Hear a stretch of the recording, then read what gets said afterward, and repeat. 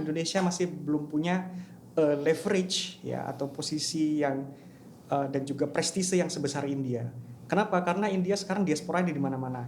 Kita bisa bayangkan Perdana Menteri Inggris siapa? Keturunan India, Rishi Sunak. Rishi Sunak. Lalu kemudian CEO yang ada di Silicon Valley kebanyakan orang India, ya kan?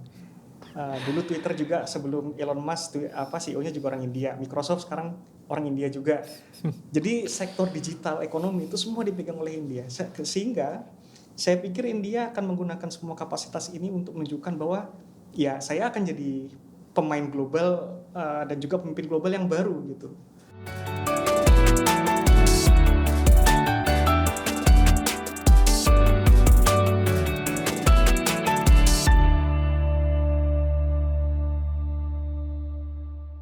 Assalamualaikum warahmatullahi wabarakatuh, Sobat HI. Selamat pagi, selamat siang, selamat sore. Kembali lagi kita di Ngalir Talk Show. Ngobrol ala IR, Program Studi Hubungan Internasional Universitas Islam Indonesia. Dan pada kesempatan kali ini kita sudah kedatangan tamu. Ada Bapak Hazamin Fadli Robi. Dia adalah dosen di lingkungan Program Studi Hubungan Internasional UII. Dan hari ini itu kita akan membahas tentang India's G20 presidency. What actually India can learn from Indonesia? Oke, langsung saja kita sapa dulu Pak Haza, gimana kabar? Ya alhamdulillah sehat-sehat. Semoga semua teman-teman Sobat HI sehat-sehat semua. Amin, amin. Oke, kita langsung aja nih. Kalau kemarin kan presidensi sudah diberikan ke India. Betul. Nah sebenarnya apa sih kemudian yang Pak Haza lihat ya dari mungkin kemungkinan yang akan terjadi ketika presidensi ini diambil oleh India? Ya terima kasih Pak Uta. Sebelumnya teman-teman selamat datang di Ngalir Talk Show. Ini depan saya sengaja menyiapkan 3 buku yang kurang lebih menggambarkan apa yang akan India jalankan selama presidensi G20. Ada buku Kautilya yang judulnya Arthasastra, itu menceritakan tentang bagaimana India mempersepsikan dirinya sebagai kekuatan global sejak zaman lampau, sejak zamannya Raja Ashoka di dinasti Maurya. Lalu juga ada buku The Promise of India dan juga ada buku tentang Handbook of Indian Foreign Policy. Jadi 3 buku ini menggambarkan bagaimana India akan menggunakan G20 sebagai sebuah momentum bagi negaranya untuk meloncat dari status sebagai developing countries atau negara berkembang menjadi negara yang sifatnya lebih advance secara ekonomi, secara politik, dan juga secara sosial. Tentu saja India tidak akan menyanyiakan kesempatan G20 ini karena G20 ini bukan merupakan satu hal yang akan datang setiap tahun gitu. Maka dari itulah di kesempatan G20 ini India itu mencoba untuk mencanangkan satu visi, satu agenda yang kurang lebih dia itu ditampung dalam satu judul yang disebut sebagai Lifestyle for Environment. Bagaimana kemudian semua aksi, semua agenda yang akan berlangsung di G20 itu akan mendukung politik global yang lebih berkelanjutan, yang lebih memberikan ruang bagi kelestarian lingkungan dan juga tentunya bagi keadilan ekonomi, terutama yang masih mengalami masalah ketimpangan ya, seperti negara-negara berkembang dan juga negara-negara yang kurang berkembang, LDCs ya. Maka dari itu India juga mengundang banyak sekali partner-partner dari negara-negara yang kurang berkembang, yang misalnya yang juga masih mengalami masalah ketimpangan ekonomi dan juga masalah instabilitas politik. Taruhlah misalnya ada negara seperti Bangladesh yang menjadi negara tamu di G20 ya, mengundang negara tamu di G20 itu merupakan sebuah tradisi dan menarik untuk melihat susunan dari negara tamu yang diundang oleh India. Ada juga negara seperti Mauritius dan juga komunitas-komunitas lain dari negara-negara yang kurang berkembang. Kurang lebih itu yang saya sampaikan untuk sementara. Nah, mungkin saya ingin bertanya nih lebih lanjut ya tentang negara berkembang tadi, karena kan Iya. kalau kita lihat ada Bangladesh, Betul. terus ada Mauritius juga. Betul. Yang mana sebenarnya Mauritius itu kalau nggak salah isinya orang India juga Betul, ya kan? iya, betul Nah, sekali. saya mau tanya kemudian, kan Pak Hasan sendiri sudah pernah ke Bangladesh ya Iya, dan India Bangladesh. Iya, gitu. betul.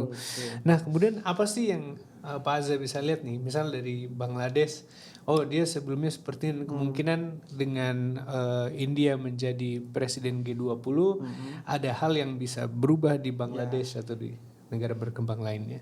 Jadi G20 ini memang fokusnya adalah untuk menjembatani kepentingan antara negara berkembang dan negara maju.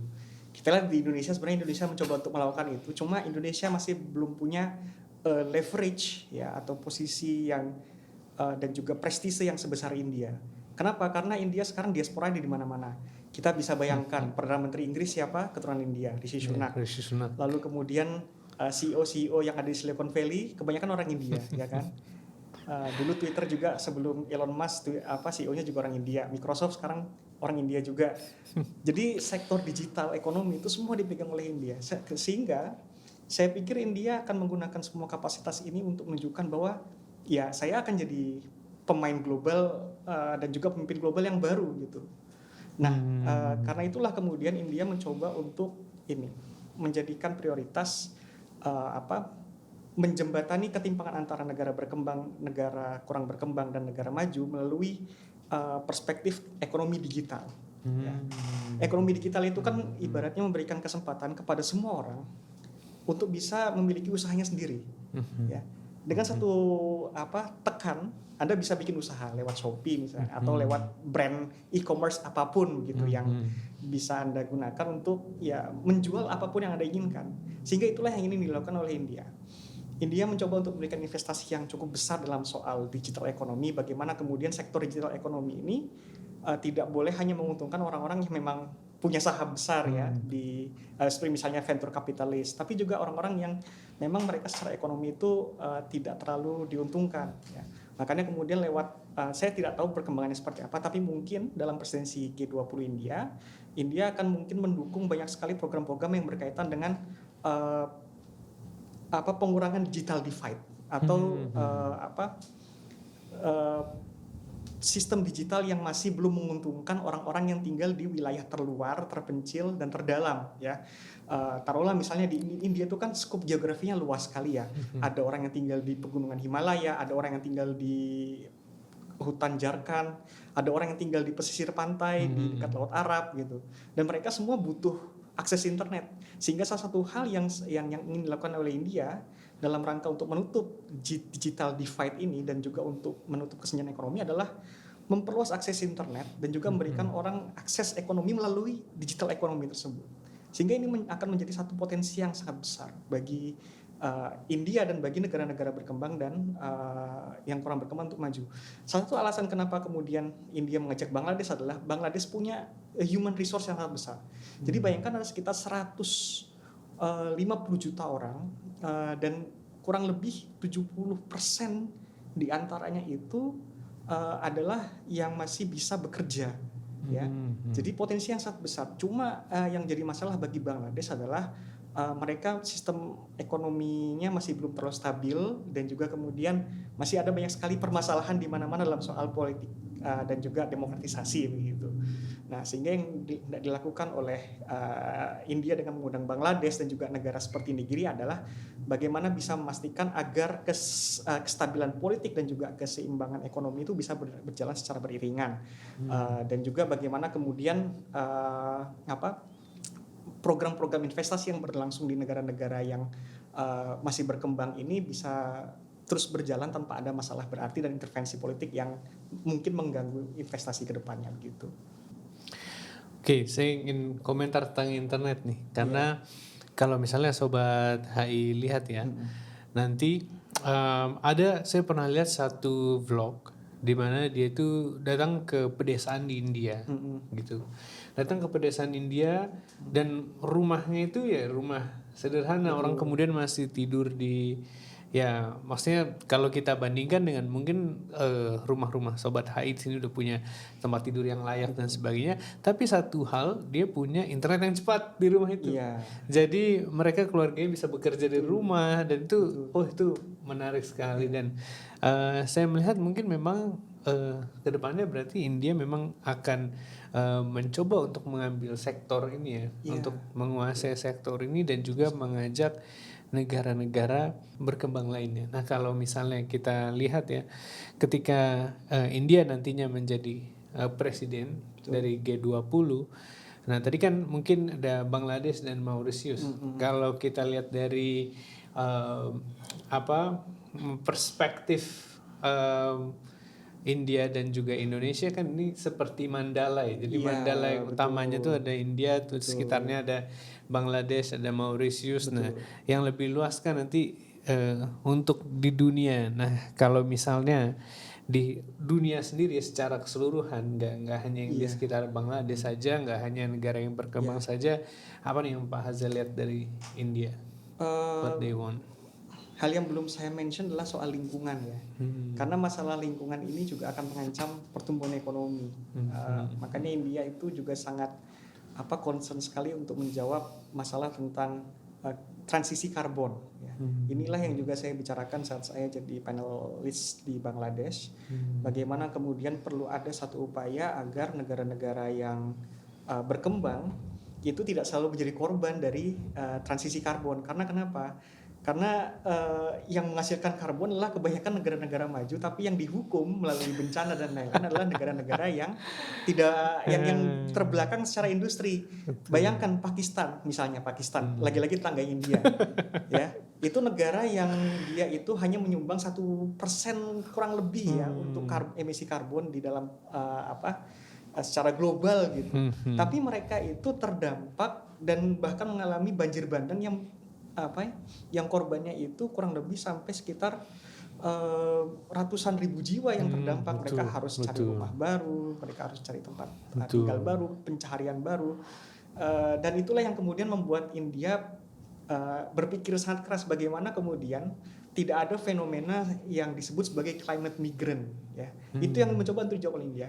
Jadi fenomena climate migrant ini sudah terjadi di Asia Selatan sejak lama. Jadi bagaimana kemudian banyak orang-orang di Bangladesh, di Pakistan, bahkan di India yang harus berpindah dari satu tempat ke tempat yang lain secara konstan karena mereka selalu terancam dengan adanya perubahan iklim yang drastis. Entah itu karena badai yang terus-menerus atau karena karena adanya keringan, sehingga hal itu yang memaksa mereka untuk ya mau nggak mau menjadi orang nomad, padahal mereka punya mata pencaharian misalnya bekerja sebagai guru atau bekerja sebagai petani, sehingga kehidupan mereka menjadi sangat bergantung pada perubahan iklim. Nah inilah yang dicoba untuk ini dibahas oleh India, dan yang akan menjadi tantangan besar dalam kepresidenan India adalah bagaimana lagi-lagi India bisa menjadi penyeimbang antara suara negara-negara maju dan suara negara-negara berkembang. Karena yang selalu jadi masalah di COP, di pertemuan-pertemuan terkait dengan masalah lingkungan adalah bagaimana memastikan agar ada satu proses transisi energi yang adil.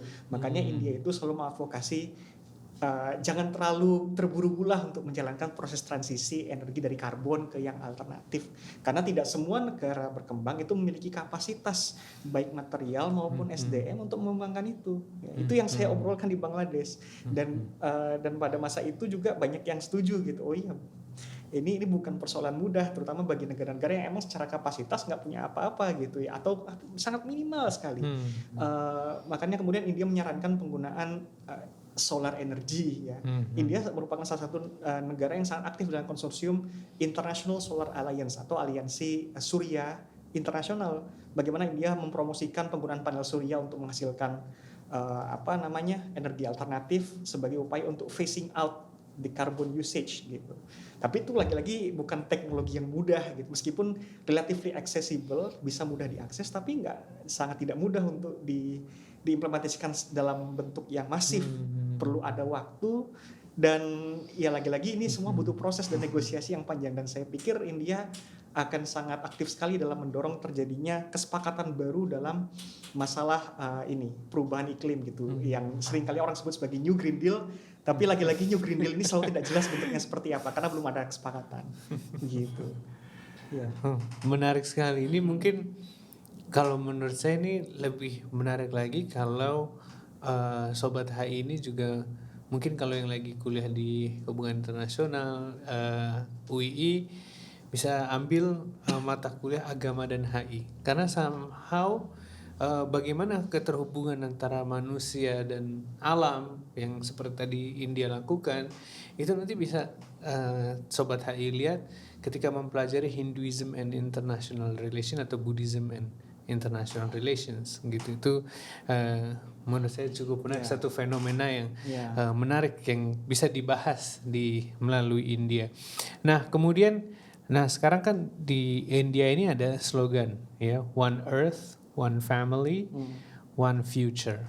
Nah kalau Pak Haza melihat slogan yang telah diberikan oleh India untuk G20 ini seperti apa nih Pak Haza? Ya, jadi asal-usul dari slogan One Earth, One Family, One Future itu kan dari satu kutipan dari kitab suci India. Jadi jarang-jarang sekali betul kan? Religion and international relations. Jarang sekali negara ini kayaknya baru pertama kali dalam lembaga G20, meskipun G20 itu informal ya.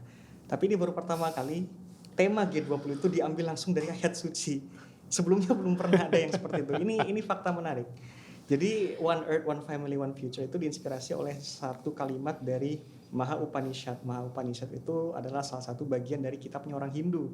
Orang Hindu tuh punya tradisi namanya Weda ya, dan Weda itu ada macam-macam bentuknya, ada Ayurveda, ada Rigveda, dan salah satu bagian yang penting dari Rigveda itu adalah Maha Upanishad. Nah dalam Maha Upanishad salah satu slokanya saya lupa panjangnya seperti apa, saya nggak bawa juga Maha Upanishadnya, tapi ada salah satu bagian yang menyebutkan Vasudhaiva Kutumbakam. Nah Vasudhaiva Kutumbakam itu berarti bahwa dunia itu seperti layaknya satu keluarga, ya. Maka kemudian tidak ada yang seharusnya bermusuhan, tidak ada yang seharusnya. Ya itu normatifnya seperti itulah, ya. Dan saya pikir India juga memilih tema itu sebagai sebuah cara untuk menyatukan dunia yang terpecah belah karena adanya perang, kontestasi Cina Amerika, ya kan. Terus juga adanya perang antara Ukraina dan Rusia, itu kan membuat India sebagai negara yang yang dekat dengan semuanya itu ya. India kan dekat dengan AS, dengan Rusia dekat, dengan China masih agak bermasalah sih, tapi itu yang coba untuk diraih oleh India. Bagaimana kemudian harus ada satu cara agar dunia itu mau menghentikan perang, karena perang ini akan merugikan semuanya. Lagi-lagi kembali ke pasal tentang bagaimana perang itu tidak akan pernah membawa keuntungan bagi siapapun kecuali yang berdagang senjata begitu. Perkembangan ekonomi jadi terhambat, ya kan, orang-orang banyak mengalami krisis pangan dan lain-lain. Jadi menarik ya melihat bagaimana India kemudian menggunakan kitab suci sebagai pedoman untuk menjalankan agenda kepresidenan G20. Itu bahkan Indonesia tidak sepakat seperti itu kan, karena Indonesia kan recover together, recover stronger ya.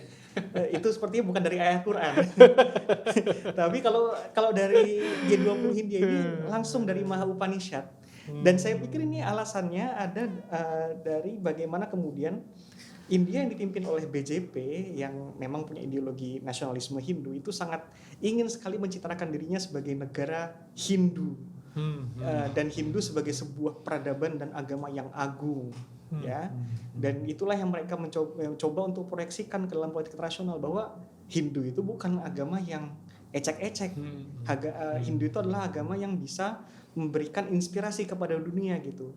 Ya, karena mereka selama ini selalu dianggap sebagai agama orang terbelakang, agama orang yang ibaratnya yang nggak mikir logis dan segala macam. Tapi lewat G20 ini mereka menggunakan Hinduisme sebagai sebuah cara untuk menunjukkan bahwa dunia nggak boleh menganggap lagi Hindu itu sebagai agama yang main-main gitu. Kami juga punya pedoman, dan pedoman ini bisa kami bikin praktis loh lewat G20 gitu. Nanti kita lihat bagaimana lewat agenda-agenda lingkungan itu kemungkinan akan ada filsafat Ayurveda yang dibawa. Itu menarik, nanti akan ada banyak elaborasi di situ. Bahkan ini akhir-akhir ini Menteri Luar Negeri India itu mengeluarkan statement yang agak menarik.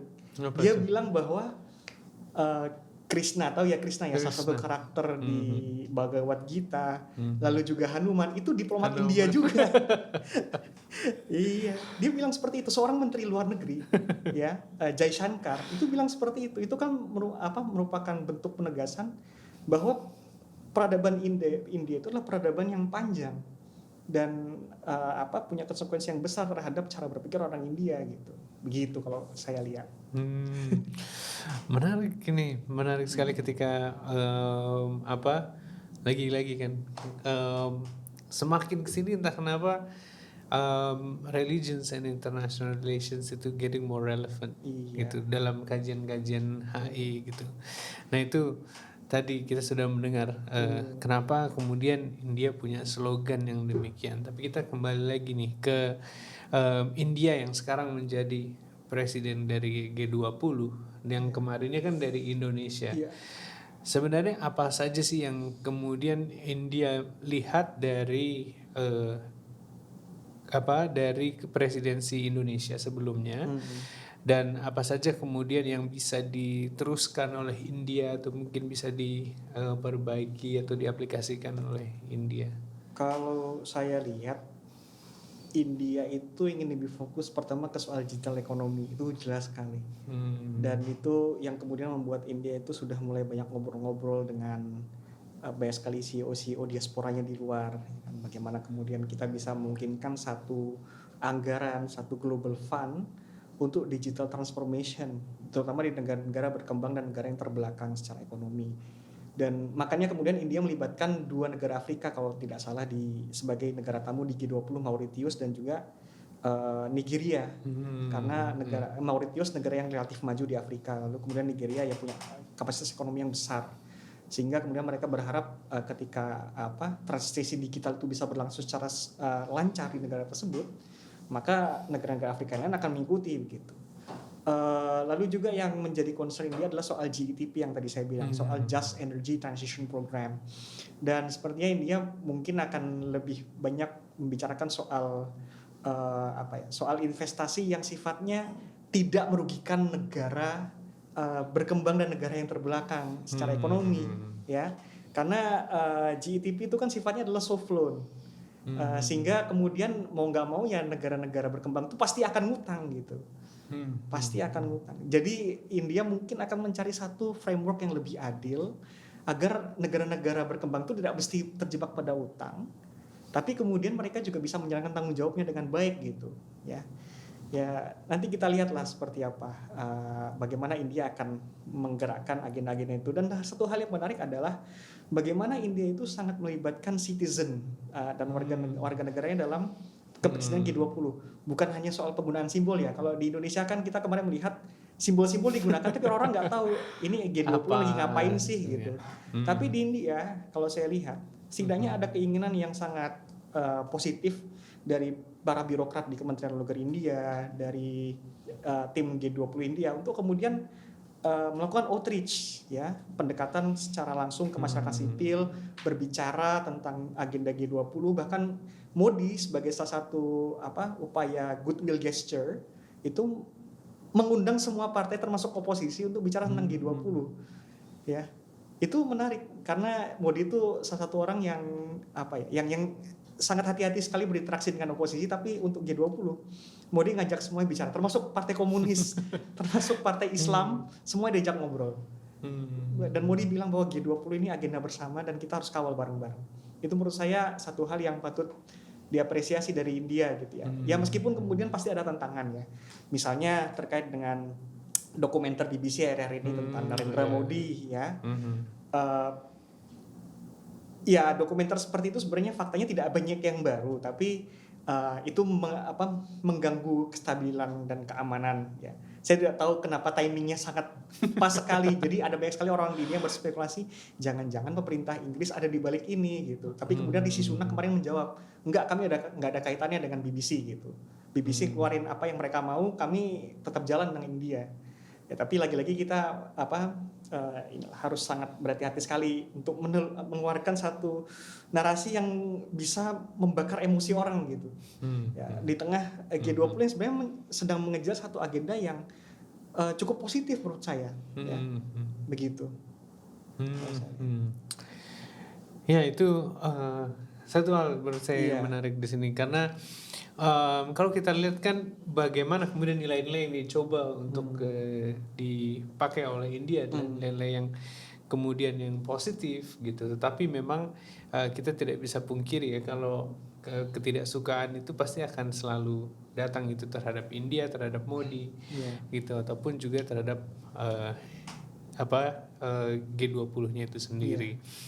Oke, mungkin di sini sebagai penutup saya ingin minta Pak Haza untuk memberikan kira-kira untuk Sobat HI nih untuk mengetahui mungkin lebih lanjut ingin membaca tentang India sebagai presiden G20 atau mungkin ada referensi-referensi untuk memahami India mungkin boleh disampaikan.